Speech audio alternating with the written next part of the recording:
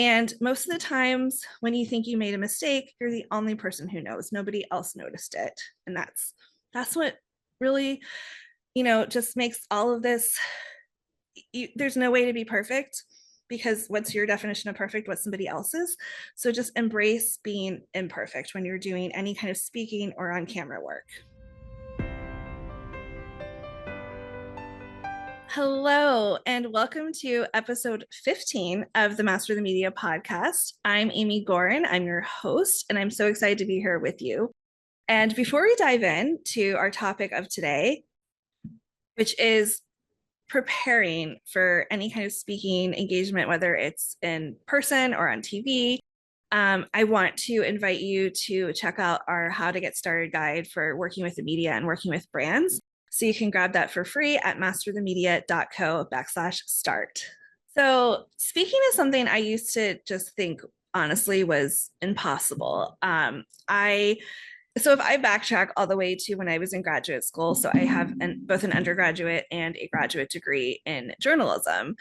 So I was at Northwestern, and my focus was magazine journalism, which is, I don't even know what the word is, ironic, because magazines are, they're still around, but not as much. But we went through all the different types of media, really kind of like similarly to how I run Master the Media, where I have our students try every type of media just to see, what do you like, what do you enjoy. It can be really surprising. And so we had a broadcast journalism day where we got up in front of a screen and had microphones and whatnot, and did kind of a mock interview. And I just remember, like, I used to be super, super shy, and it was really hard for me to talk to people I didn't know. And so the thought of being on camera on TV like freaked me out. And so I got onto camera. I think I blinked like 100 million times, and the whole thing felt so awkward. I did not feel confident. I did not like how the video looked. And I was like, I'm never doing this again. So I was like, okay, that's decided. I always knew I loved writing. So I was like, I'm going to be a writer. I'm going to be an editor and stick with print, which later, of course, turned into online as well, journalism. And I'm never going to do any kind of TV. There really wasn't as much podcasting back then, but the idea of any kind of video on social media or in a podcast like would have totally freaked me out. Of course, fast forward. So like that was in 2006, 2007. So fast forward a good number of years, and I was working in New York City as an editor at American Baby magazine. And we had a partnership with American Baby and CBS. So, New York City, there's national TV stations. And so we had a partnership where one of our editors would go on TV on national CBS, well, every single week.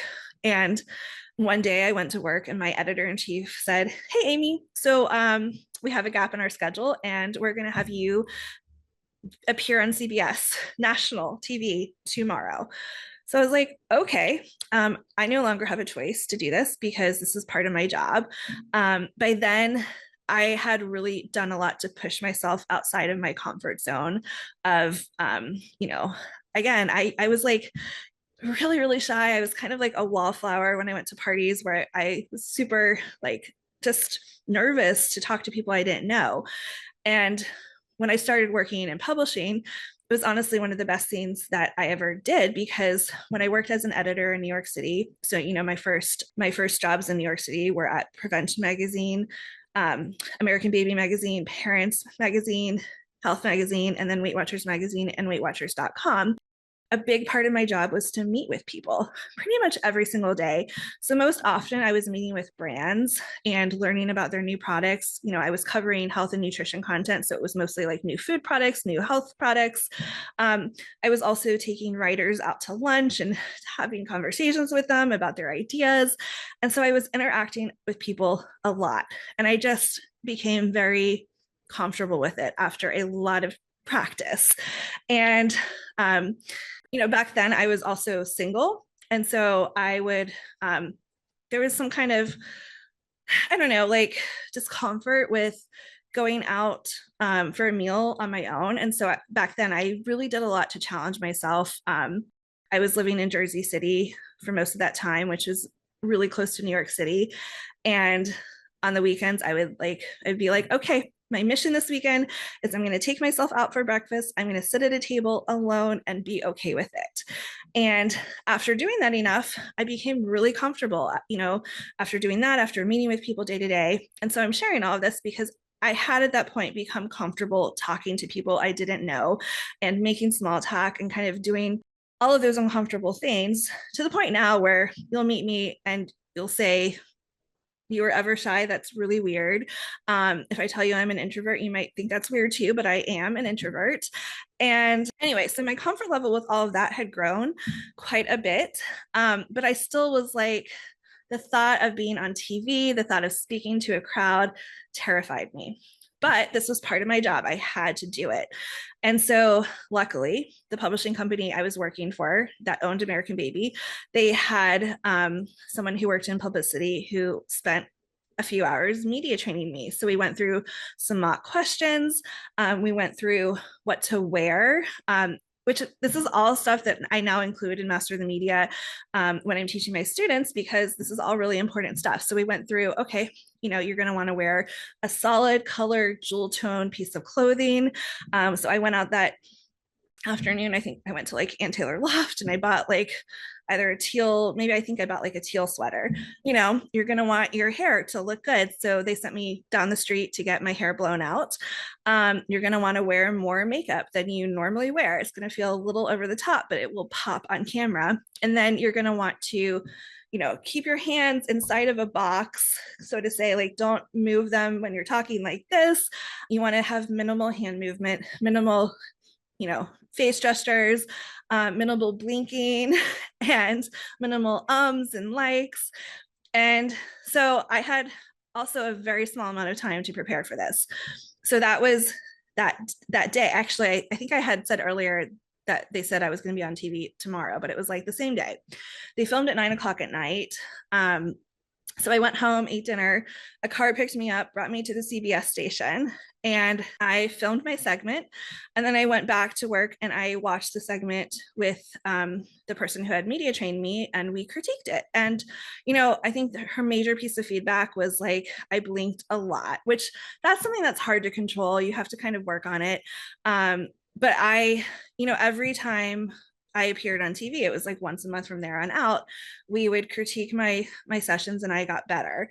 And to the point where, back then I would, and I mean, I still recommend rehearsing a lot. If I was going on the Today Show tomorrow, I would absolutely rehearse. But to be honest with you, when I record these podcast episodes, I'm not rehearsing. I'm just pressing record, talking to you guys, sharing what's in my head. And that's something that I'm able to do because I've done so many speaking engagements over the years, and I'm very, very comfortable talking on camera, which is something that you build up to. So I wanted to share the things that I do to prepare for making being on camera as comfortable an experience as possible, and as successful an experience as possible. The first thing I'm going to say is don't try and be perfect. We are our own worst enemies. I myself am a huge perfectionist by nature, and I gave up being perfect a long time ago, especially when it comes to on-camera work. You're going to be tempted to spend hours editing something that's pre-recorded to edit out all the ums and likes and things like that. Just when you're talking, take a pause. It's okay to pause. Oftentimes, ums and likes are fillers where all you're doing is really thinking. But if you just take a moment to pause, then you have a pause instead of an. Think of the thing that you're going to say and continue. If you say or like, it's not the end of the world at all. You're also going to mess up, and that's okay. And that's actually, I've started just embracing messing up because it makes me more human. It makes me more relatable and shows the world that, yeah, if I work with Amy, she's going to teach me that I don't have to be perfect. And that's a good thing. In one of my first podcast episodes, I was recording, and maybe you're listening to this in the car and you can't see me on screen, but one of my earrings literally just fell out, and I don't know if my producer edited that out or not, to be honest, but whatever. That happens. That's okay.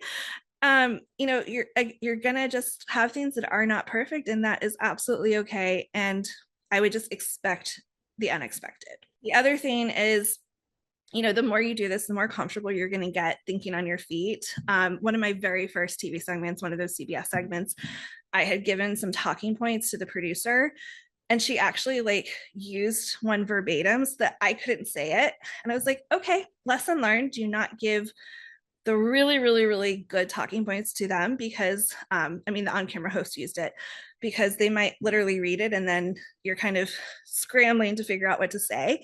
But that's okay. I figured it out. I recovered on camera. And most of the times when you think you made a mistake, you're the only person who knows. Nobody else noticed it. And that's what really, just makes all of this, there's no way to be perfect because what's your definition of perfect? What's somebody else's? So just embrace being imperfect when you're doing any kind of speaking or on camera work. The other really, really important thing that I've started doing over the years, and I had read, I think it was an Instagram post that Marie Forleo shared where she was doing like a big keynote speech, and she said, my kind of flow is the night before I get a hotel room to myself. I think she said she ordered like taken, and she just focused on getting mentally prepared, having the energy to be there with her audience. And so this is something that I started doing my own version of this. And it's really one of the best things that's helped me just stay as present as possible for my audience, especially because I am an introvert.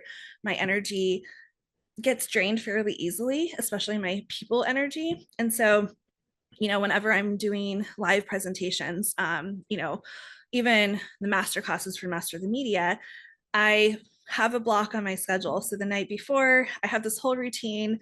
I stop, I'm not working late. I have I don't know if you guys know what Reiki is. I have a virtual Reiki healer. So it's kind of like this really calming um, thing that we do. It's kind of meditative. So I have an hour session with her where I just feel very calm. And then, I try and take an easy night. I block out the morning beforehand, either to do anything last minute, where there's last minute questions about, people attending, but certainly to not, be hosting a coaching call for my students an hour before I'm giving a presentation because I want my energy, I wouldn't want to split my energy that day. And, I tell my husband, like, can you take care of feeding the cats tonight? Because I need to focus on getting prepared for this presentation. If I'm giving an in-person presentation, the whole routine's even more thought out. So oftentimes I'm traveling and, I'll get to the destination a day early so that I have the whole afternoon and night before to kind of just be in the hotel room, have my room service. I usually take kind of a makeshift spa kit with me where I do a facial mask and maybe I'll paint my nails, and just get ready to and get excited too to present the next day. I also, and I'm by no means saying you have to get your hair and makeup done. I just, my hair is very difficult for me to do. It never looks great when I try and straighten it myself. So I will always go and get my hair blown out, usually the day before it lasts. I'm lucky that it lasts. I can wake up and have it just need a little bit of tweaking. When I'm doing like a big presentation or something that's, on national TV or something like that, I will have a makeup artist and a hair person come to my hotel room the morning of. So there was, or even not necessarily just national TV, but just like big TV. So there was a couple of TV segments I filmed last year in North Carolina. And I think I was supposed to be at the studio at like 10 o'clock in the morning. So I had hair and makeup come to my room at like 6 a.m. because it took a couple of hours. Then I put on my clothes and then I headed over and it was time to film the segment. But that helped me not only look the part, but also feel the part because I felt all glammed up.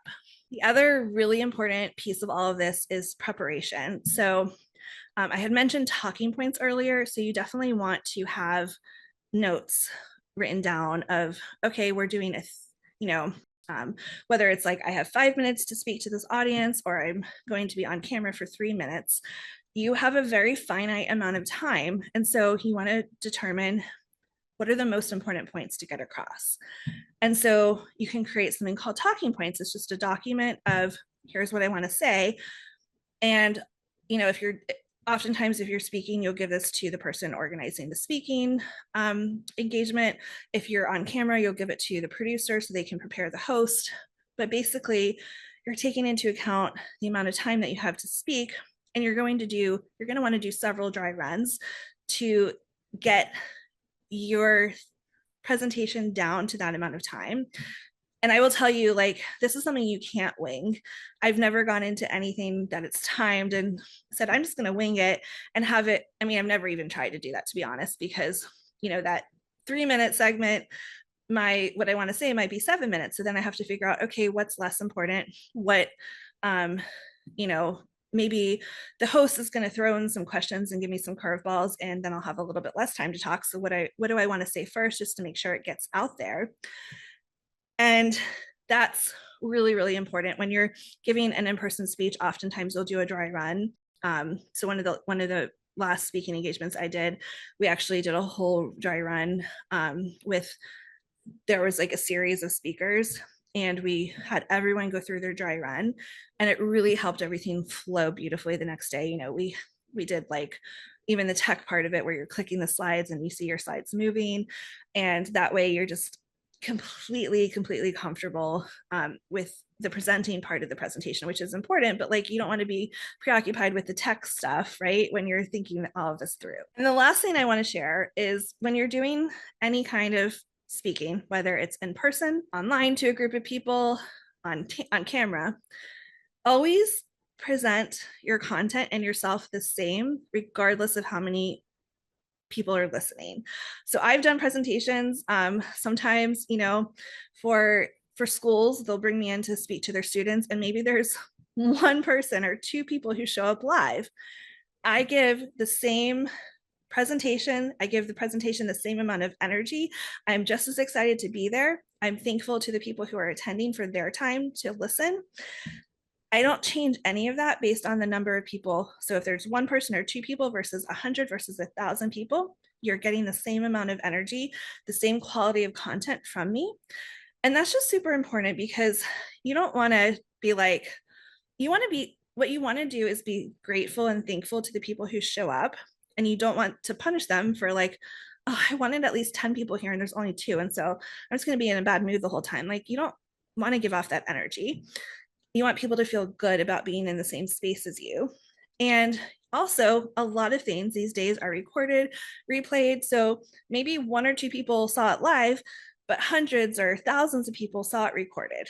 And so just that's the last thing I want to leave you with is always show up as your best self, give your best effort, give your best energy, and you will never regret doing so. It will always be worth it. So again, if you want to dive into this world of speaking, being on TV, I encourage you to grab our free Getting Started guide. You can grab that at masterthemedia.co/start.